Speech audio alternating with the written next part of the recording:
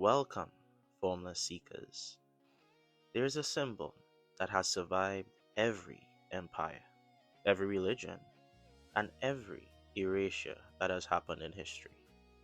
You have seen it carved into the stones of the Egyptian temples, painted on the walls of the caves, and written into the holy books that lie within the world. It is the serpent. For centuries, we have been taught to fear this image. We have been told it represents the enemy, the tempter, or the fall of man.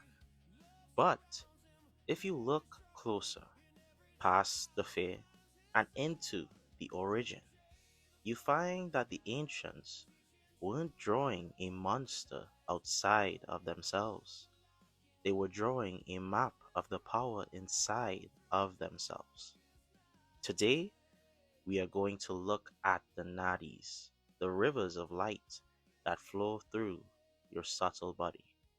We are going to trace the history of the serpent from India to Greece, from the Vedas to the Bible, to your own DNA, and finally to the sacred geometry of your own consciousness.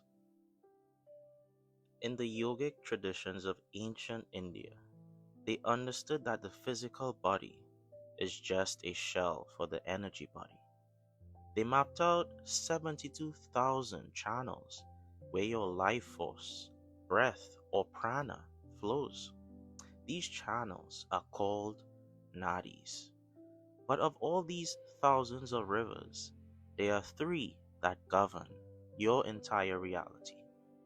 On the left, you have the Ida, the lunar channel, the root of feminine energy, a cooling force, the intuition, the side of you that rests and receives.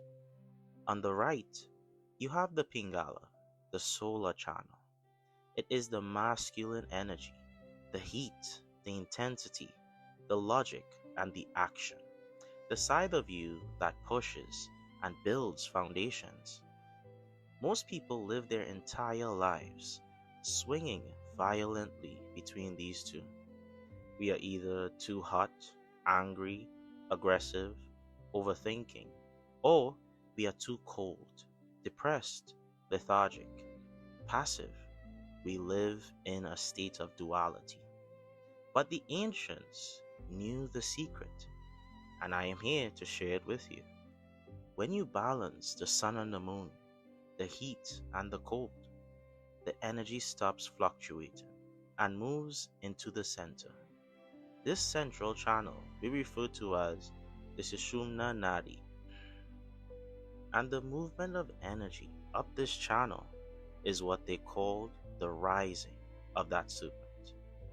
Now, this is where the formless truth breaks through the boundaries of religion, of dogma, because this isn't just an Eastern idea. I want you to travel to ancient Greece. Look at the staff of Hermes, the messenger of the gods. What do you see? You see the Caduceus, a winged staff with two snakes winding around it in a double helix fashion. The two snakes are Ida and Pingala. The staff is the Sushumna, your spine. Now, let's travel to the deserts of the Bible. Moses didn't kill the snakes. He lifted a bronze serpent on a pole to heal the people. The symbolism is wise, is profound. When the serpent energy is crawling on the ground, it is seen as venom. It is lust, greed, and low frequency desire. But when that same energy is lifted up the pole, up the spine, it transforms from a poison into a cure. It becomes illumination. So, why is this depicted as a coil? Why a snake?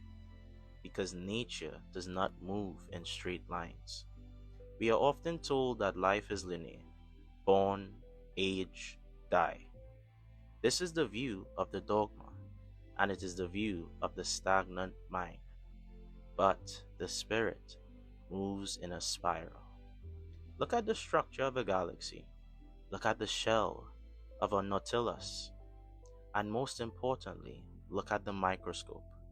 Your DNA is a double helix, two strands winding around each other, connected by a bridge. The ancients didn't have microscopes, yet thousands of years ago, they drew the exact structure of our creation. But here is where we must go deeper.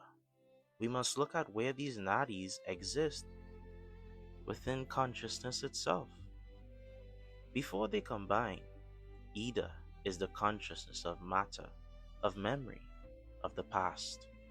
Pingala is the consciousness of energy, of projection, of the future. As long as they remain separate, you are trapped in time. You'll begin to oscillate between what was and what will be. But when they weave together, they create the spiral that we know as consciousness. This spiral follows a specific mathematical code. Nikola Tesla told us, if you only knew the magnificence of the 3, 6, and the 9, then you would have the key to the universe. The Nadis are the 3, the Trinity, the Father, the Mother, and Child, the proton, electron, and neutron. When they weave, they form the geometry of the 6, what we see as the hexagon, the building block of matter, or the honeycomb of life. But where do they lead? They lead to the 9, the number of completion. In sacred geometry, the 9 is the void and the whole. It represents the Sahasrara, the crown chakra. In the Kabbalah, this is Kita. In the mandala, this is the center point from which all patterns bloom. As the energy spirals up your spine, it passes through the geometry of the 12 petals of the heart, the 12 signs of the zodiac, the 12 disciples, the 12 stages of alchemy. This is a cosmic order. But once it rises through the 12, it blooms into the 1,000-petaled lotus of the Sahasrara. This is pure enlightenment. It is no longer linear. It is no longer just energy. It is the moment where the serpent bites its own tail. The Ouroboros, signifying that the beginning and the end are one. You are the staff. You are the vessel. And you are the geometry. The goal of the seeker is to stop fighting this duality.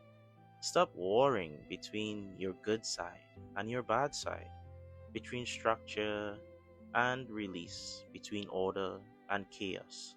Instead, bring them into the center. Let the current rise through the 3, spiral through the 6, and awaken the 9.